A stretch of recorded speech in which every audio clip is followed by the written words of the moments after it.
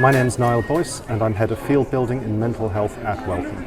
At Wellcome, we're not only interested in producing science which is going to improve our understanding of mental health treatments, allow us to stratify better and develop new treatments, whether they be pharmacological, non-pharmacological, digital, other. We're also interested in how the science of mental health is done. And we've identified several needs, one of which is for more collaboration, we need to work better together, one of which is for more coherence, we need to speak the same language and use the same measures as much as we can. But we also need better focus.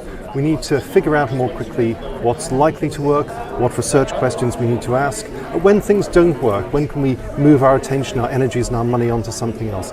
And that last point, the focus point, is really the reason behind our funding of GALENOS. One thing which has been really revealed by the three presentations this morning, besides the data on the three living systematic reviews, which if you're interested you can go to Wellcome Open Research and read the protocols, is also some of the points coming out about how we conduct mental health research full stop.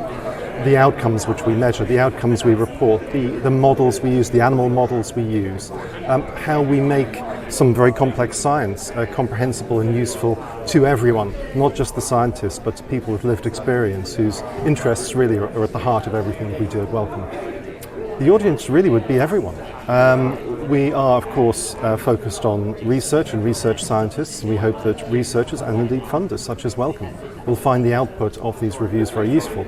But the other thing to say is that when we publish these reviews, we're also going to make sure they have layperson summaries. So people with lived experience of mental health problems, their families, or just interested members of the general public can have a look at what's being done and get a sense of what the outcomes mean and how progress is happening in mental health science.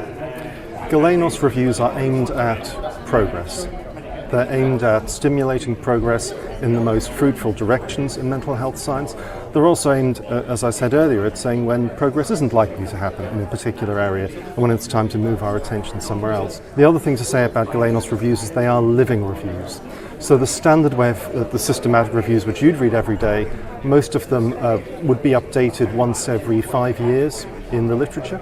Now if you think about it, it takes a while to do a systematic review, it takes a while to get it reviewed and published, and so if I'm going to the literature looking for the latest in an area I'm interested in, it might be that the review I'm looking at is 5, 6, maybe even 7 years out of date, which means that I don't have the information I need to use my time, to use my resources in the best way. So that's the other advantage of GALENOS reviews, which is they are right up to date. I think it's of absolute importance. It's a global project because mental health problems are a global phenomenon. Also, from Wellcome's point of view, we're particularly interested in early intervention and early intervention for anxiety, depression and psychosis.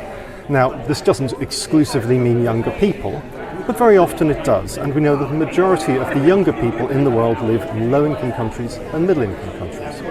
So it's really important if we're going to achieve the targets which we've set ourselves that we make this a global project. And it's great at this meeting to see people from all over the world, and it's great when I look at the authorship of the reviews and when I look at the online meetings to really see that truly global representation.